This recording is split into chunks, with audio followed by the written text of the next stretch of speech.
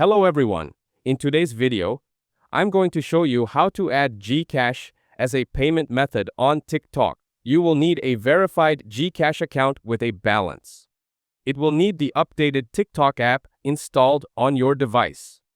TikTok account signed in and ready for purchases is also needed. You will need a stable internet connection for payment setup. To add GCash, open the TikTok app and go to your profile.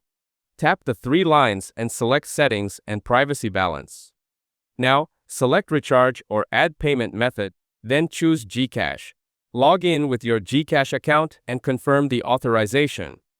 Ensure your GCash wallet has enough funds before buying coins or gifts. Not all regions may support GCash as a TikTok payment option. Refunds may take extra time compared to card transactions.